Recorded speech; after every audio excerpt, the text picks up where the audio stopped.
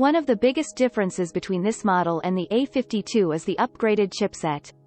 The A52s opts for a Snapdragon 778G processor, which has 5G support. This is paired with 6GB RAM and 128GB storage. Whilst these are not the highest numbers, you can add in a micro SD card to expand storage by up to 1 TB. In comparison, the A52 runs an older Snapdragon 750G chip, and you can see from our benchmarking tests how the A52s not only outperforms the older model vastly but keeps up with mid-range heavyweights like the OnePlus Nord 2 in some areas.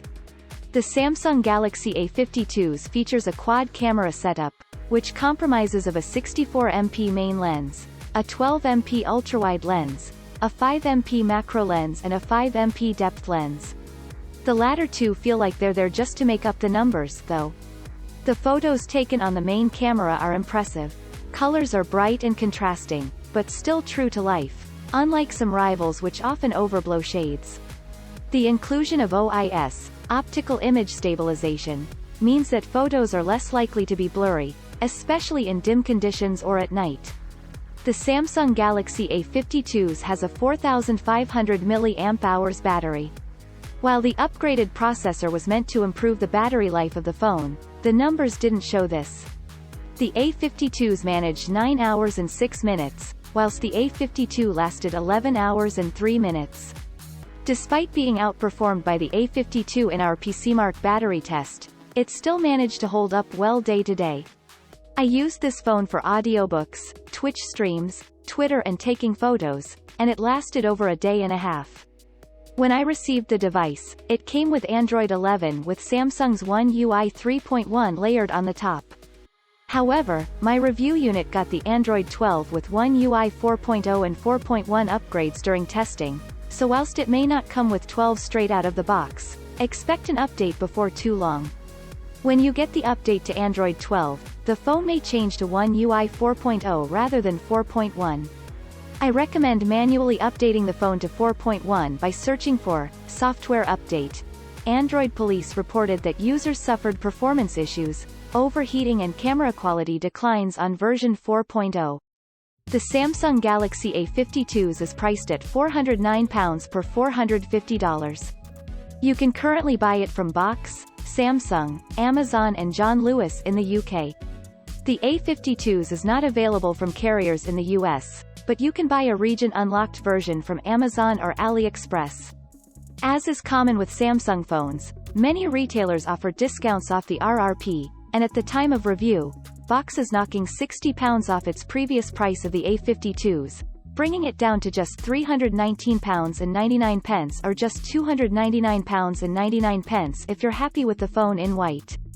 If you are trying to decide between this phone and the A52, then you get more bang for your buck with the A52s and its upgraded processor, a feature that may matter in the long run. Samsung Galaxy A52's 5G review, a reliable mid-range Android phone that performs well.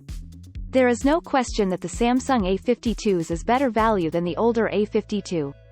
It still retains the same dazzling screen, decent rear camera and user-friendly UI, but it bumps up the performance to truly compete with other mid-range models.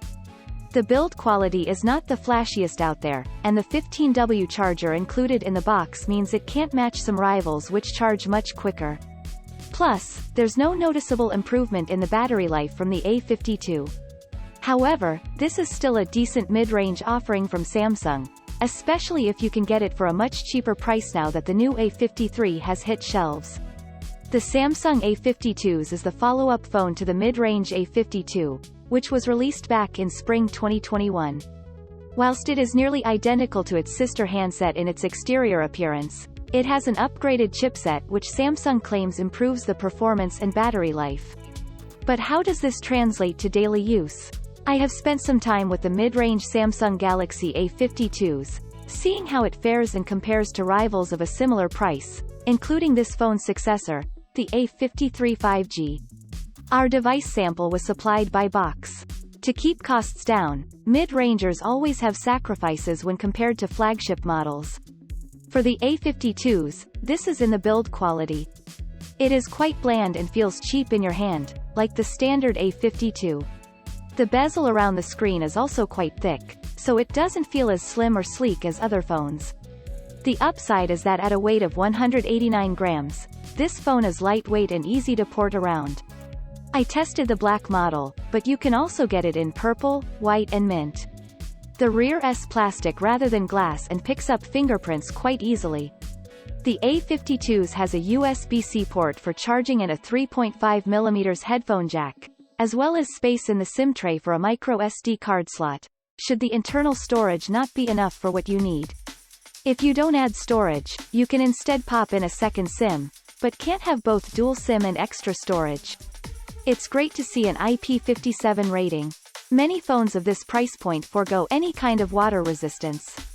The stereo speakers produce loud audio, but the lack of any additional audio processing makes it sound tinny. Whilst the design is nothing to go crazy over, the display on the Samsung A52s is impressive. It has a 6.5 inches Super AMOLED Full HD screen, with a 120Hz refresh rate and 800 nits max brightness. It's also protected by Gorilla Glass 5.